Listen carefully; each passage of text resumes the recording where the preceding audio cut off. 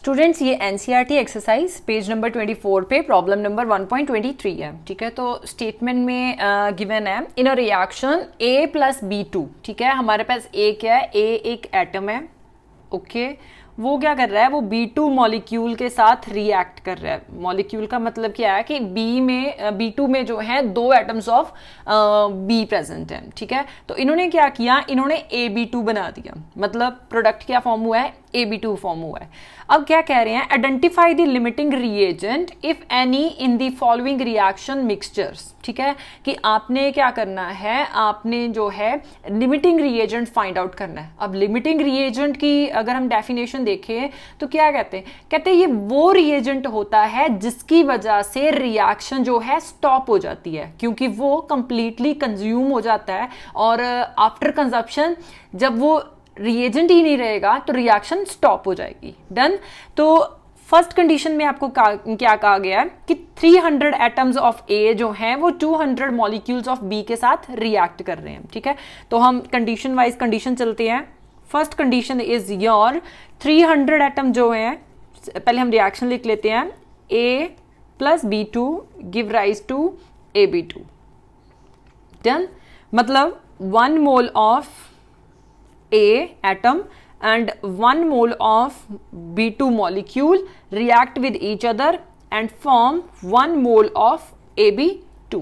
ठीक है, अब 1 मोल के हिसाब से अगर मैं बात करूं तो ऑब्वियसली बात है, अगर मेरे पास 300 एटम्स ऑफ A हैं तो डेफिनेटली वो 300 मॉलिक्यूल्स ऑफ B के साथ ही रिएक्ट करेंगे।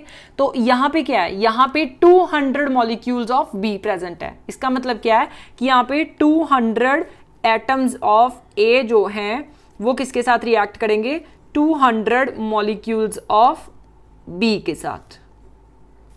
ठीक है, तो यहां पे क्या हो गया, 100 एटम्स जो हैं A के बाकी बच गए, मतलब B जो है वो कंप्लीटली कंज्यूम हो गया। तो इस केस में कौन सा लिमिटिंग रिएजेंट आ रहा है, दैट इज B। तो आप क्या कह सकते हो, B is limiting reagent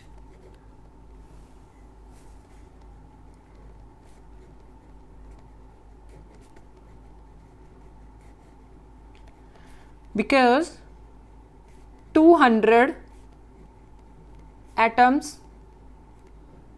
of A reacts with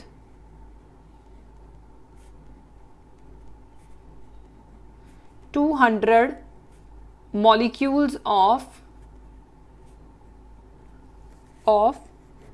B and 100 atoms remain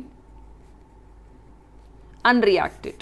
100 atoms of A remain unreacted।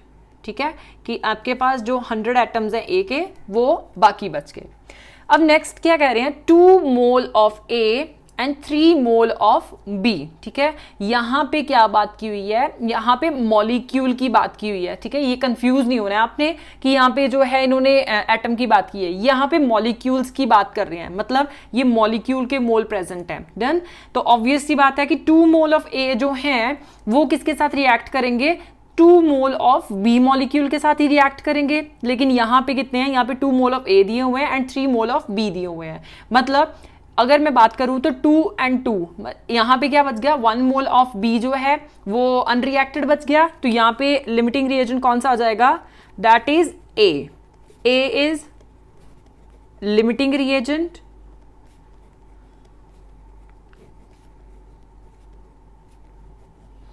Because 2 mole of A react with 2 mole of B। ठीक है, कि हमारे पास 2 मोल ऑफ A जो है वो 2 मोल ऑफ B के साथ ही react कर रहे हैं और बाकी जो 1 मोल है वो क्या है, वो रिमेन अनचेंज्ड रह गया। ठीक है, अब नेक्स्ट क्या है, next one is 100 atoms of A जो है वो 100 मॉलिक्यूल्स ऑफ B के साथ रिएक्ट कर रहे हैं। तो डेफिनेटली यहाँ पे 1 मोल इन्वॉल्व हो रहा है, 1 मोल के साथ रिएक्ट करके 1 मोल ही फॉर्म कर रहे हैं। तो 100 एटम्स जो है 100 मॉलिक्यूल्स के साथ ही कंबाइन करेंगे। तो डेफिनेटली इस जगह पे हमारे पास कोई भी लिमिटिंग रिएजेंट जो है वो नहीं रहा। तो हम क्या कह सकते हैं, both the reactants react completely, so there is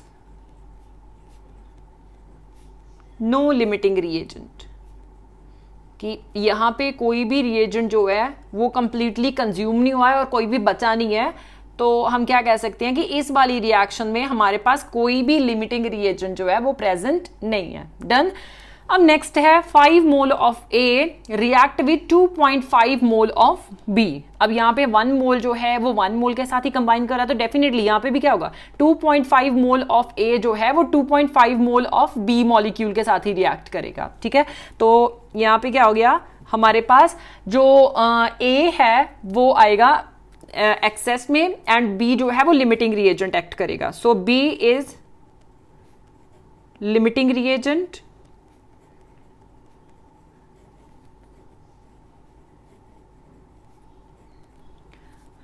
ठीक है। अब क्या कह सकते हैं यहां पे, बिकॉज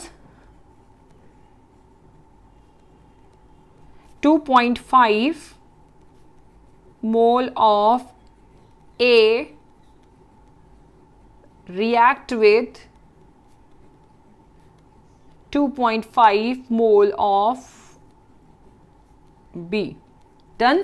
एंड ऑब्वियस सी बात है कि हमारे पास 2.5 मोल ऑफ ए जो है वो एक्सेस में रह जाएंगे। ठीक है, अब नेक्स्ट हम क्या कह रहे हैं, 2.5 मोल ऑफ ए जो है वो 5 मोल ऑफ बी के साथ रिएक्ट कर रहा है, तो डेफिनेटली यहां पे भी सेम ही कॉन्सेप्ट आएगा कि 2.5 मोल ऑफ ए जो है वो 2.5 मोल ऑफ बी मॉलिक्यूल के साथ ही रिएक्ट करेगा। सो हम कह सकते हैं कि यहां पे क्या हो गया, यहां पे A is the limiting reagent,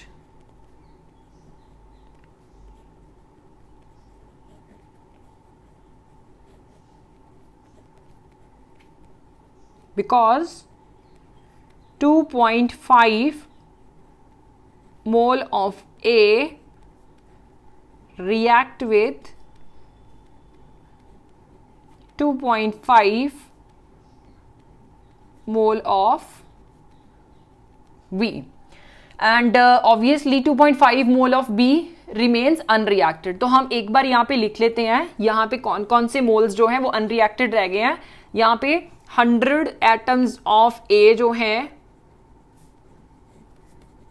unreacted रह गए हैं, सो हम कह सकते हैं रिमेन्स अनरिएक्टेड। डन। इस केस में 1 mole of be remain unreacted,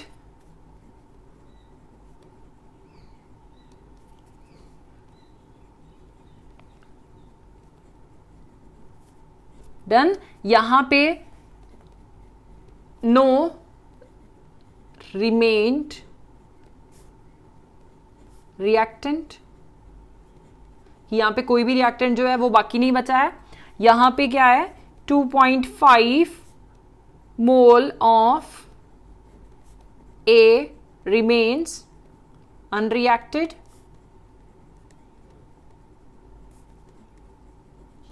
and last में 2.5 mole of B remains unreacted.